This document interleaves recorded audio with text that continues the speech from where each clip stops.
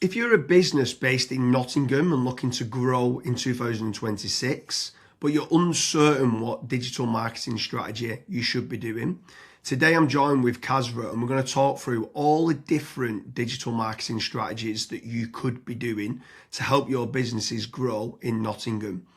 But before we get started, Kazra, what bit of advice would you give to a Nottingham-based company with regards to digital marketing? Should they be doing AI SEO or GEO, what some people are calling it? Should they be doing LLM optimization, or should it be SEO? Should it be PPC? Before even looking to spend any money on those different types of marketing strategies, what advice would you give to a business owner based in Nottingham? So Nottingham-based businesses, the biggest issue that we have seen when a Nottingham-based business has actually contacted us is they do not have a predictable system in place. And what I mean by that is they just do not have any KPIs. They might be spending money on Facebook ads, PPC, SEO, and they're just sporadically spending as and when. What you want is a predictable system, a KPI, set of KPIs to say, okay, I'm spending X amount. How much am I getting from £2,000 worth of spend? Am I getting 10 leads? Am I getting 25 leads? Am I getting 30 leads?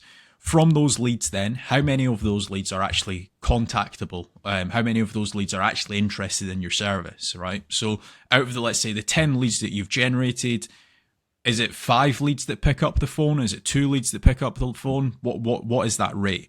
And then from that, how many of those that do actually pick up the phone or do reply to your emails are actually turning into customers for your business, paying customers?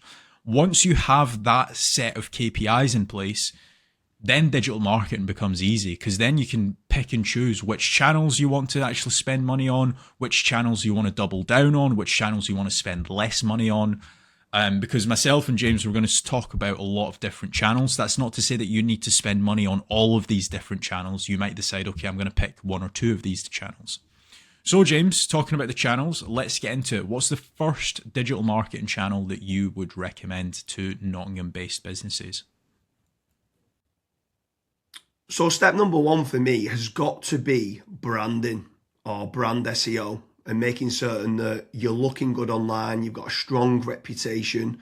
I think everything needs to start, the foundations need to start with a positive kind of brand SERP of who you are and what you do.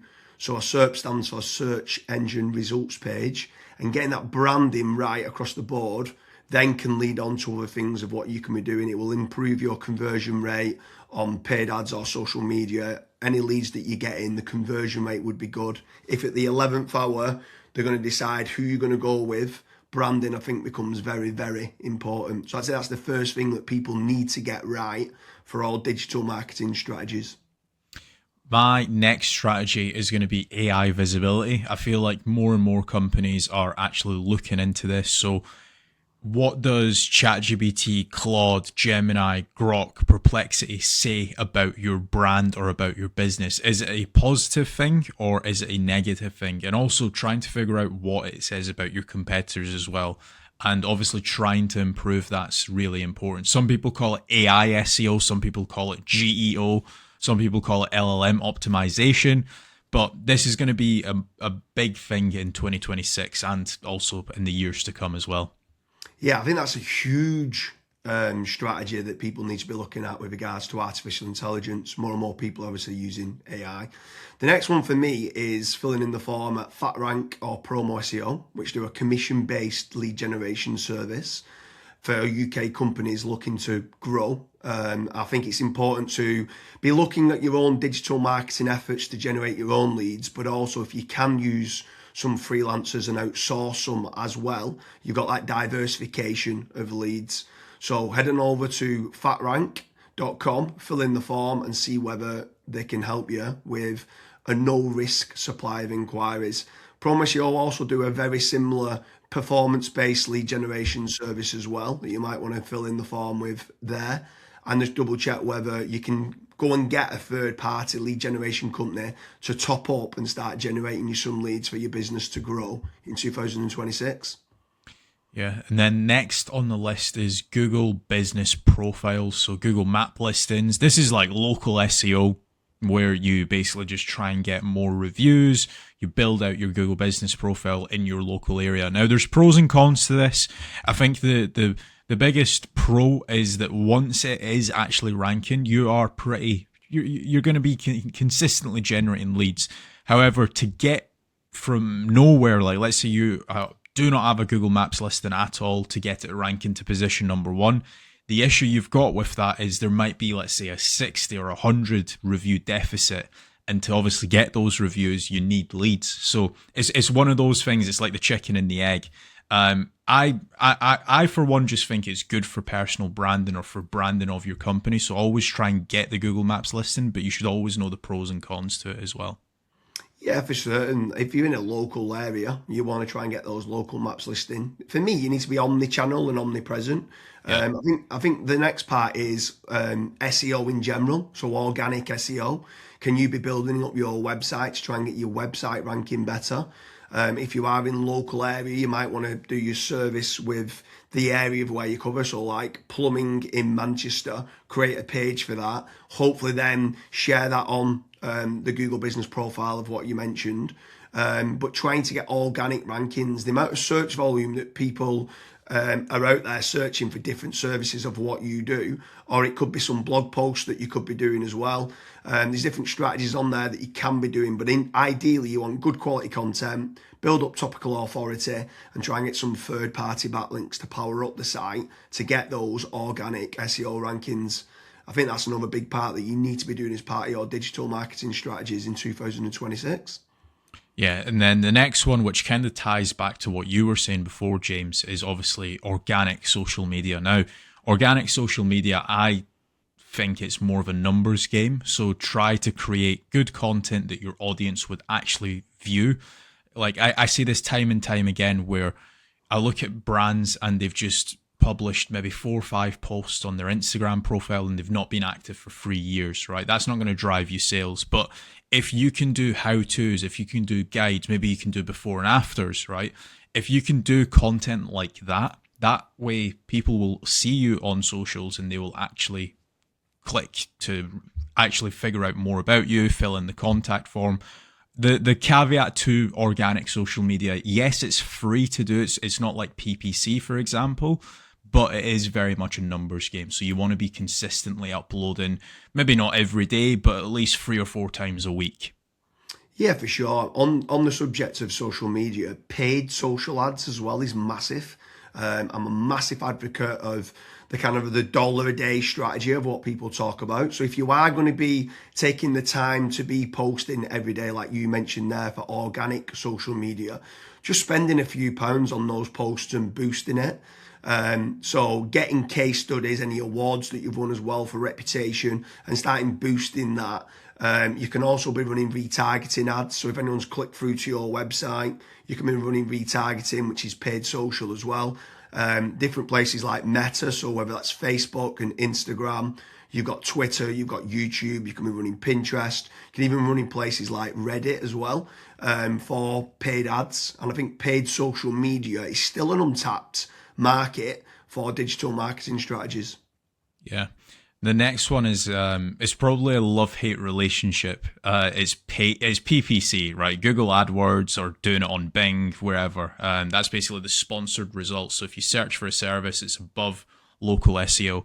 Now, I have spoken, and both myself and James, we've both spoken to so many business owners that are either they've spent 10, 15, 20,000 pound on it, and they've not had a single result, or they might have had a few leads and it's just not been of quality. Or you've got other guys that have spent hundreds of thousands on it and they're like, it's the best thing that's ever happened to my business.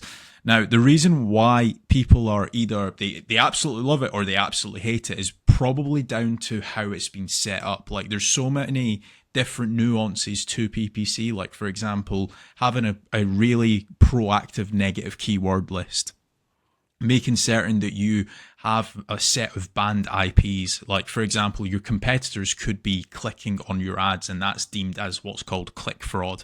Making certain that you've got a high converting landing page, making certain that you KPI your sales team So when a PPC lead comes in, that is one of the first priorities that they actually take when it comes to contacting the lead. There's all of these different nuances, and if you're not on the ball with PPC, it's probably not going to work for your business. However, if you've got a really good, well-refined sales team, you've got a really good landing page, you've got a well-kept, up-to-date negative keyword list, you are using click fraud software, at that point, it will actually probably perform well for you. But again, just know the pros and cons to PPC.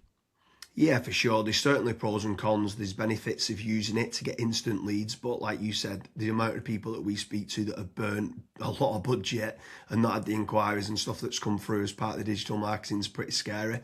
While we're on the subject of paid, obviously we spoke about paid social ads, and now you've spoke there about PPC with Google or Bing.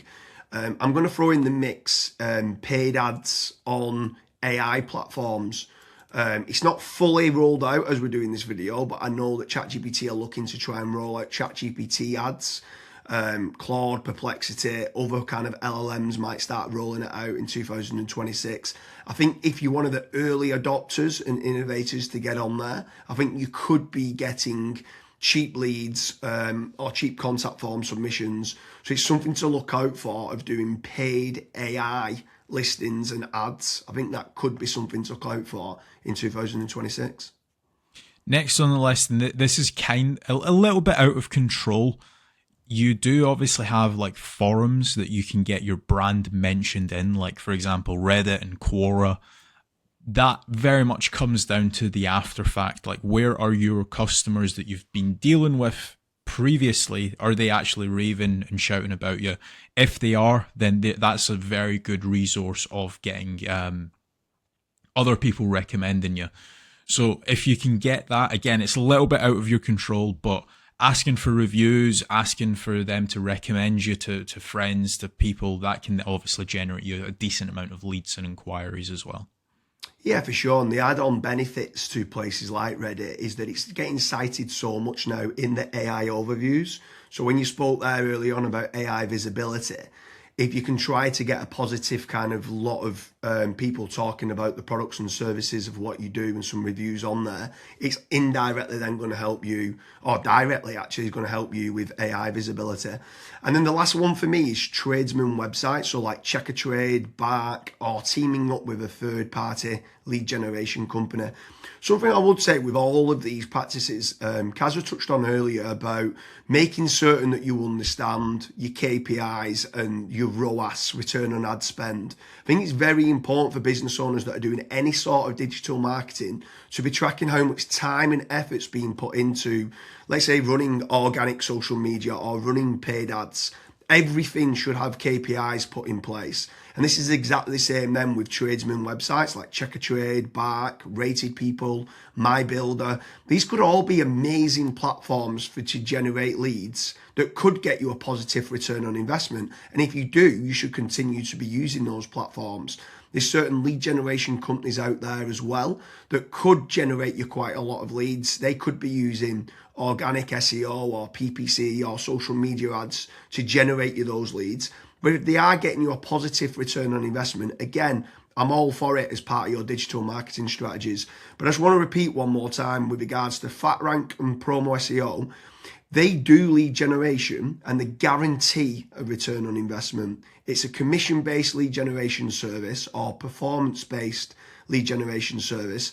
So make sure you head on over there, fill in the form. That could just be one part of generating leads of many. You should be trying to generate your own. You should never have a single point of failure, and you should be trying to get that diversification. But make sure you head on over to Promo SEO or FatRank lead generation service as part of your digital marketing efforts in 2026. Thank you very much, Kazra.